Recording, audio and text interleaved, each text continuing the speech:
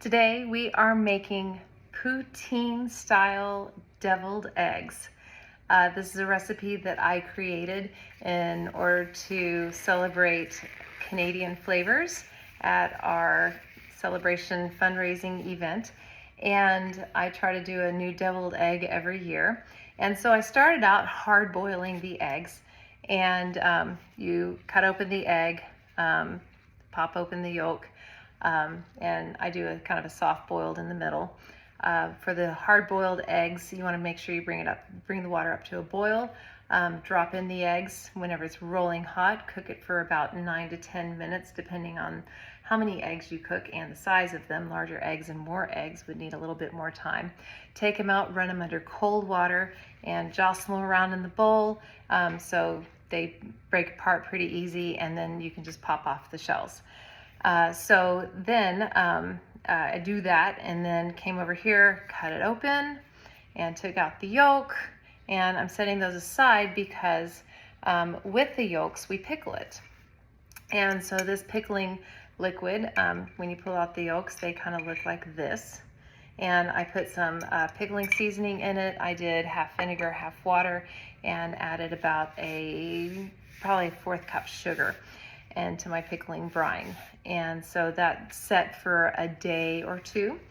And then I'm going to take this, and I've got some cheese curds here, and I'm going to put the cheese curds into the egg. Now these aren't the actual cheese curds, but that I'm going to use on top. These are placeholders. So if you put just a cheese curd into, it doesn't even matter the size, into the egg, so when we close it, it's going to hold that egg shape more. And these are just refrigerated cheese curds. You don't want to freeze them or anything because you want them to be kind of gooey on the inside or squeaky on the inside, but you want them to cook through so they come to temp. So then I have a bowl of cornstarch, and you have to dry out the eggs really, really well in order to deep fry them. Otherwise, it'll just pop off. So I put the eggs in the cornstarch, and I let them sit there for a little bit so it'll dry them off. So I'm just doing that. And then I have made mashed potatoes from dehydrated potatoes, and I follow it's just a box, people. So I do it pretty thick though, so I don't use as much milk and I don't use as much butter, but I make it a little bit thicker. And then what I did is I mixed in some cornstarch after I went ahead and made the eggs according to the box, with a little bit less liquid, just a touch. And then I added it as I went along so it wouldn't be too thick. And then to those mashed potatoes, I added some cornstarch, probably about, I made it 4 cups of dehydrated potato yolks, or it means dehydrated potato buds, which is what we used to call them, potato buds. And then, so to that, made with the box instructions, I made, I think it's about maybe 2 teaspoons of cornstarch. You don't want it to be too much. And then I added a couple of tablespoons of flour and mixed all that in. And in the meantime, while that was cooling, so it wouldn't burn my hands, I whipped up 2 egg whites. So egg whites from 2 eggs. And I whipped it into a pretty good froth to where the peaks, they weren't like something you could mix in your mixer. It was more like hand done. I'm sure they'd be great in the mixer too, but I folded that into the mashed potatoes. And you want to do that because that gives it a really crispy outside texture. And it also helps to bind the egg together, because I cannot tell you how many times I failed in this endeavor over the past 6 months. And I'm really glad that I finally, just in the nick of time, made this happen. So I'm going to take the mashed potatoes, which is a really thick mixture, and we're going to make a little boat. Now these are cold, so they're harder to work with. This is a lot easier if you just cool the mashed potatoes enough to whip into the, I just dumped the mashed potatoes into the egg whites and folded them in nicely. And then they were pretty much cool enough to shape and mold. If you refrigerate it, it gets kind of crumbly, which is kind of what you want, but it's a little bit harder to work with. So I'm going to make a nice little bed of potatoes here. And I'm going to put my cornstarched, kind of dust it off a little bit, cornstarch egg in there. And I'm going to cover it with its matching partner. So we're gonna have like a whole egg here. There we go. And the excess cornstarch that's on your hands or gloves is going to be really nice on the outside of that potato. And so you're just going to kind of cover the egg here with the potatoes. And like I said, the warmer the potatoes are, the better they will mold. And so now if these are out of the fridge, you can just go ahead and dunk it right into the fryer. If the potatoes are warm and you haven't refrigerated them yet, you need to go ahead and refrigerate them. And so when you drop it into the fryer, I would refrigerate this for at least 30 minutes. You want to put them on a pan. I've made a few up here. You want to get some extra cornstarch on it to where they go and they're nice and kind of white-ish, not too much.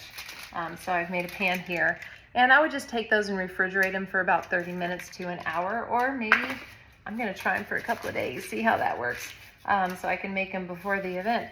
And you want to make sure that they're sealed up all the way. Like this one likes to have a little hole. You don't want that. You want to seal it as much as you can, and it is possible. So in order to go around one egg, I take about a little less than a half a cup of mashed potatoes and mold that. So I've got my Big Daddy deep fryer over there with enough oil to cover the eggs, and then I'm gonna fry it up. And after I fry it up, I cut it in half, and this is what it looks like when I cut it in half. So you have that nice crispy brown on the outside, and then you have the moist on the inside. And then I made some gravy to go on it. And so I'm going to take gravy and put it on the bottom. And you kind of want a lot of gravy here in order to put the cheese curd in. Almost like you want to paint the bottom with the gravy. Poutine generally is just sopped in gravy. So my recipe on the gravy is that you're going to do just depends how much gravy you're making. You want your basic brown gravy. So butter mixed with the flour. I did a half a stick of butter with little less than a quarter cup of flour.